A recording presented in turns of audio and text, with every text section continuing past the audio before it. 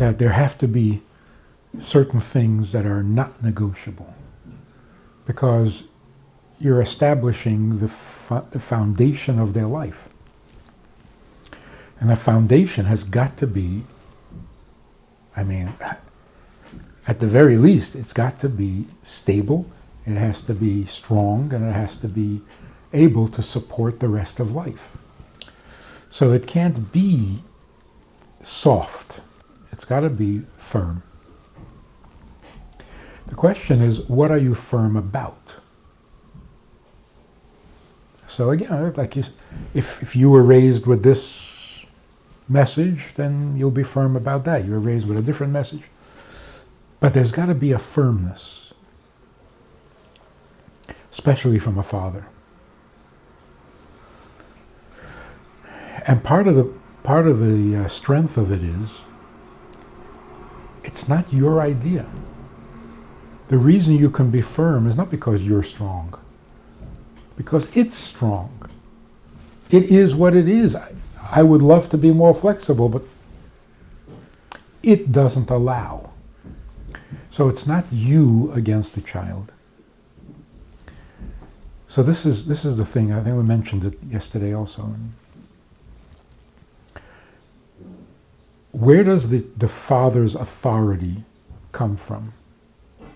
Because a father has to have authority. If he's not the authority, then he doesn't exist. Then there is no father. So a father has to be the authority figure. But that word makes people uncomfortable, because it sounds like a dictator, a bully, whatever. In America, nobody has any authority. The police are all corrupt. Politicians don't know what they're doing. The president's a buffoon. Where's the authority? The Supreme Court? Oh, look who they put on the Supreme Court. So we're nothing. We're left with nothing. And it's a national disaster. Certainly in the family, if there's no authority figure, the family has no shape. It has no structure. It has no solidity. So where does the authority come from? Now, ideally, back in the good old days, the authority came from the Torah. Honor your father and mother. Period. End of discussion. That's it. Your father is the authority because the Torah gave him that authority.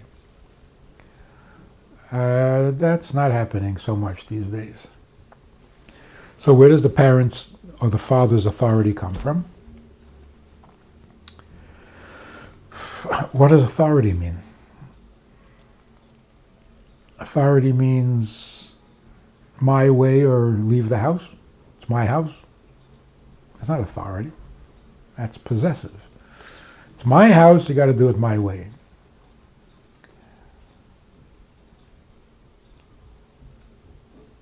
Certainly you can't establish your authority by bullying, by punishing, even if it's the slightest of punishments.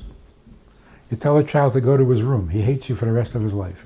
Why? Because he doesn't think you have the authority to send him to his room.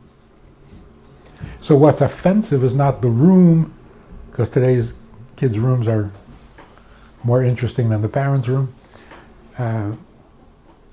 It's not that spanking is so violent that it'll turn the child off. No, it's the fact that you don't have the right to do this to me. Whether it's spanking or sending to a room. Exactly the same thing. On the other hand, if you had the authority, then you can send him to his room and he'll accept it. You can spank him and he'll accept it. Because you have the authority. So, where is this authority supposed to come from?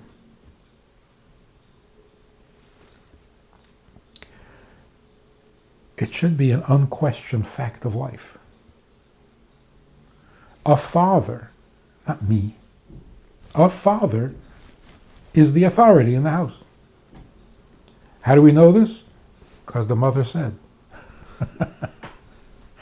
The mother reinforces the father's authority. So if mom says, daddy decides, no further questions.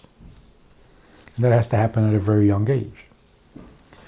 But more than that, the father's authority comes from his firmness. When you seem to know for sure what you're talking about, you're the authority.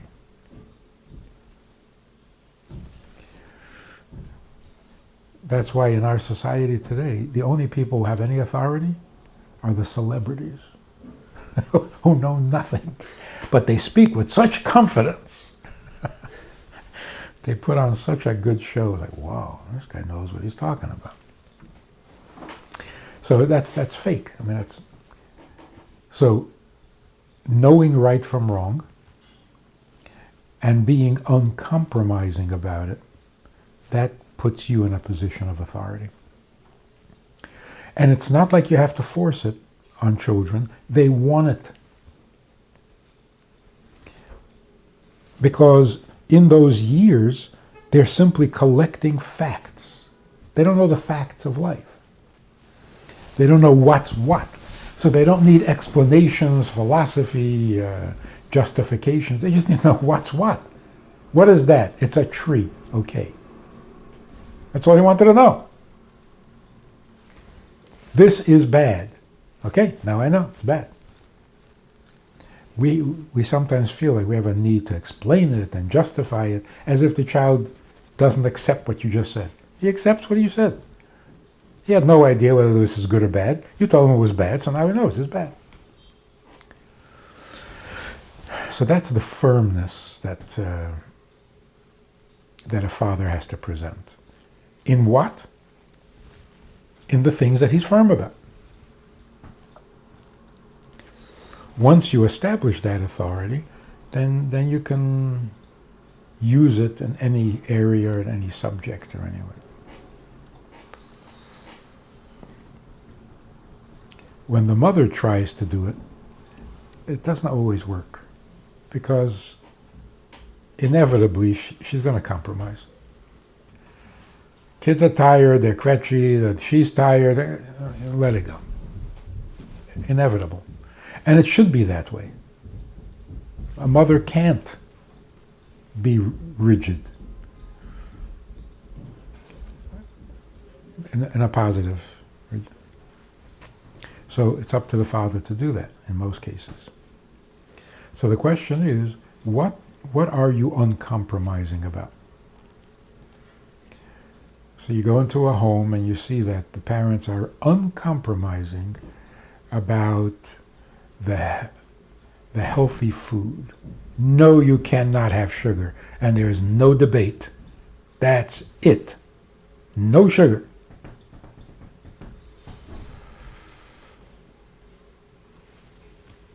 Maybe that's good, maybe, I don't know, maybe. But that's not a moral issue. There are homes in which the thing that cannot be questioned or doubted is the cleanliness or the orderliness of the dining room or of the dishes or all right, cleanliness is next to godliness, but it's not moral. It's not a moral issue. The only things that we really need to be inflexible about is morality. There is no lying that is acceptable. It's not. Or like in the story, there's no eating before brachos. First things first. So, spare the rod and spoil the child. We're not talking about a physical stick. That's not going to gain you authority, just resentment. Spare the rod means if you're flexible about everything, you're going to spoil your child. A rod is an inflexible. It doesn't bend like a strap. strap bends, it's flexible. So if you don't present the child with inflexible facts, you're not giving him a foundation in life.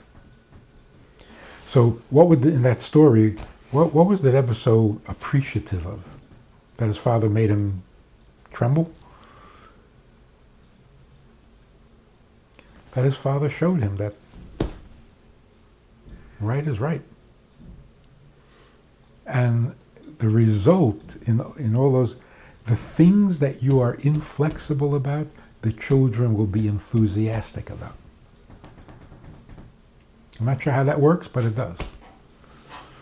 And without that inflexibility, they may do what you're asking, there won't be a great enthusiasm. So the permissive attitude does not give the children something to be excited about.